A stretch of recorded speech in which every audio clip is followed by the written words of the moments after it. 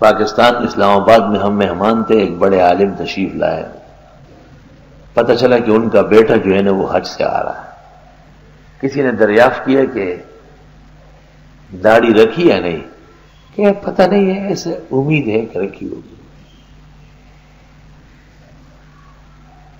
مجھ سے ایک شخص نے کہا کہ یہ داڑھی رکھنے اختیاری ہے، میں نے کہا واجب ہے، اور داڑھی نہ رکھنے والا اللہ کا مجرم ہے۔ تو میں نے کہا جس شخص نے حج یا عمرہ کیا اور داڑھی نہیں رکھی اس کو مبارکباد دینا گناہ ہے۔ یہ کہنا کہ مبارک ہو کیا مطلب ہے؟ یعنی آپ کا حج قبول ہو گیا، اور شریعت کہتی ہے کہ اس کا حج مردود ہے۔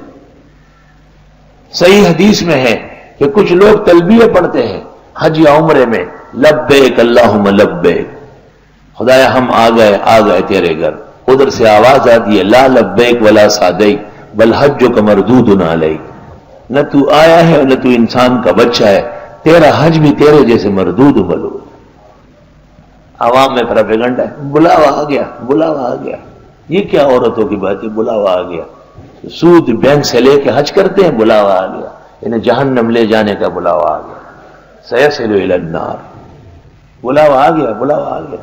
بس بلاوے کی بات، خرافہ، بے وقوفی کی بات، میری حماقت۔ ابو جہل ہر سال حج کرتا تھا، اس کا بلاوا تھا۔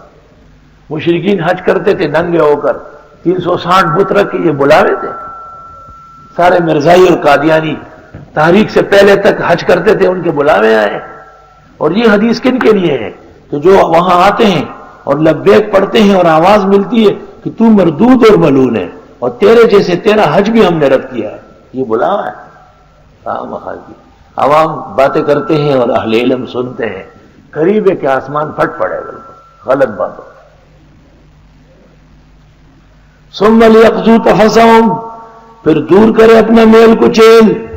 حاجی صاحب نے حج کر لیا، چلا آیا، کراچی ایئرپورٹ اترا، یہاں رشتہ داروں نے ان کو سیرے ڈالے گلے تھے۔ اب حاجی صاحب جا رہا ہے، شڑانگا تشڑانگا، جنگی بیل ہے، اکھاڑے کا گدھا ہے، شڑانگا تشڑانگا، شڑانگا تشڑانگا، شڑانگا تشڑانگا۔ یہ اس نے میل دور کیا ہے، یہ تو گندا ہو کر کے آیا ہے۔ حاجی میں اتنا ایمان و غیرت نہیں ہے کہ اس سے کہے رکھو اپنے پاس سیرے۔ سیرے پہننا یہ مرد کا کام ہے، خالص بدعت۔ شڑانگا تشڑانگا، شڑانگا تشڑانگا، جنگی بیل اکھاڑے سے آ گیا، سینگ مار رہا ہے۔ ہاں غیر حال شڑنگا رکھی جی، اور دا بندی امبیل نے ہوتا چوری، شڑنگا تشڑانگا۔ ثم لیقضوا تفثهم، خریسا اگر بمک کا روت چو بیاید ہنوز خرباش، دمکی پہ بزرگئی کی اس شک نشتا بولے خرباجی نشی بتواف۔ ثم لیقضوا تفثهم، لاہور سے گاڑی چلی، میں بیٹھ گیا اس میں۔ دن ایسے تھے کہ لوگ اکثر حج پہ جا رہے تھے، تو جس ڈبے میں ہم بیٹھے اس میں کچھ لوگ سوار ہو رہے تھے، اور بوڑھے بوڑھے آدمی اور ناچ رہے اور ڈول بج رہا ہے۔ میں نے کہا کیا ہو رہا ہے؟ کہا حاجی صاحب حج پہ جا رہے ہیں۔ تو میں نے کہا ڈول کیوں بجا رہے؟ وہ ڈول نہیں بجائیں گے تو کیا کریں گے؟ خوشی نہیں ہے؟ تو میں نے کہا ناچ کون رہا ہے؟ کہا حاجی صاحب خود ناچ رہا ہے۔ تو میں نے کہا یہ کیوں؟ کہا واہ، لوگ اس کی وجہ سے ناچ رہے اور وہ نہ ناچے، کون ناچے؟ کہ اس کی وجہ سے تو ہم ناچ رہے ہیں، ڈول بج رہے ہیں، تریاں سرنائیں بج رہی ہے۔ ثم لیقضوا تفثهم، وہ دور کر دے اپنا گند، وہ میل کو چلٹا ہے، وہ غیرت کے ٹکڑے میل کو چلٹا، صاف ستھرا موحد متبع سنت بن کر کے وہاں سے آؤ۔ حج کیا جی اس نے، آج بریمام جا رہا ہے، آج منگو پیر جا رہا ہے، عبداللہ شاہ غازی پر کھانا کھلاوا۔ تمہیں کعبے سے شرم نہیں آئی؟ وہاں کسی ایک قبر کی طواف اور چڑھاوا ہے؟ وہ سید القبور، سید الانام، سید الخلائق، سید خلائق السماوات والارض، محمد الرسول اللہ صلی اللہ علیہ وسلم کے روضے اطہار، جس جیسی مقدس جگہ آسمان و زمین میں نہیں، سوائے درود پڑھنے کے دھیمی آواز سے کوئی ایک حرکت تو کر لیا، ہاتھ اٹھا کے دے کے آ کے لگا لیتے، ہاتھ نیچے کر، قبروں سے مانگنے والے۔ ثم لیقضوا تفثهم، پھر یہ لوگ دور کر دے اپنا میل کچیل۔ اچھا میل کچیل دور کیا ہے۔ اب حاجی آیا ہوا ہے مزاجی، اور باتیں کرتا ہے، میں ادھر گیا، میں عرفات گیا، میں منا گیا، وہ گیا گیا گیا گیا، گدھا گیا گدھا آ گیا۔ کیا سیکھا ہے آپ نے؟ کیا سیکھا ہے؟ یہ تو پتہ کریں۔ رب کعبہ کے حضور آپ پیش ہوئے، محمد رسول اللہ صلی اللہ علیہ وسلم کے سامنے آپ نے جا کے سلام پڑھا ہے اور اللہ سے مغفرت کی دعا کی ہے۔ آپ کو اتنی حیا نہیں ہے کہ آپ اس کے بعد بھی شرک اور بدعت کر رہے ہیں، رسم کی پابندی کر رہے ہیں۔ ثم لیقضوا تفثهم، آپ پھر یہ دور کر لیں اپنا میل کچیل۔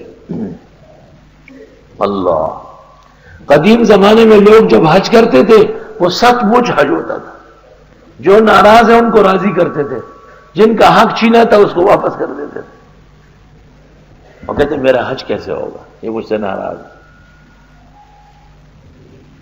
میں نے ایک ایسا زمانہ دیکھا ہے کہ لوگ جب حج پر جاتے تھے تو لوگوں سے معافی مانگتے تھے، اور اب حاجی صاحب، یعنی حاجی کا مطلب کیا ہے؟ شیطان صاحب، اور اپنے ساتھ لکھے گا الحاج، الحاج ہے۔ انہیں مجھے کہا کہ کرم دین، کیونکہ میں نے ان دنوں میں حج نہیں کیا تھا، مطلب یہ کہ اگر ابھی مجھے کوئی کہے گا تو حاجی کرم دین کہے گا۔ اس وقت اس نے مجھے کرم دین اس لیے کہا کہ میں نے حج نہیں کیا تھا۔ ماتے ویچے حاجی خان محمد لکه مالا حج نو کرے گا نا، نہیں ماتے ویچے خان محمد یعنی حج میں نو کرے، اس کرا تو انہیں حاجی خان محمد بول داد خزان صفا کرے، گندا گندا 15 آ رہا۔ مولانا اشرف علی صاحب نے کسی سے پوچھا کہ کیا نام ہے، اس نے کہا مجھے حاجی عبدالرزاق کہتے ہیں۔ تھوڑی دیر بعد حضرت سے پوچھا کہ حضرت والا کا کیا نام ہے، فرمایا مجھے نمازی اشرف علی کہتے ہیں۔ تو اس نے کہا کیا مطلب ہے نمازی اشرف علی؟ فرمایا کہ تم نے کتنے حج کیے؟ کہا ایک۔ حضرت نے فرمایا میں روزانہ کم از کم 5 تو فرض پڑھتا ہوں، تم ایک حج سے حاجی صاحب ہو گئے، حاجی صاحب بیل صاحب، اور میں 5 نمازوں سے نمازی اشرف علی نہیں بنا۔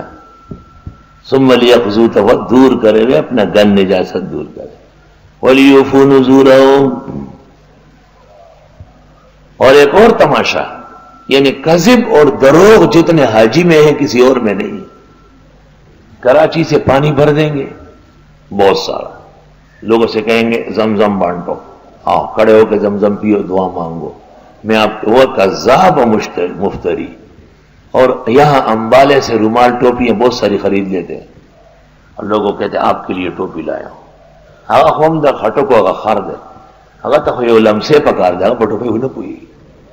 یہاں ہمارے یہاں ایک حاجی صاحب ٹھہرے تھے، میرے سامنے برتن بھرے پانی سے، پھر ایک گیلن مجھے دے دی، اور امبالے سے ٹوپیاں خریدی صدر سے، مجھے کہا یہ 2 آپ کی ہے۔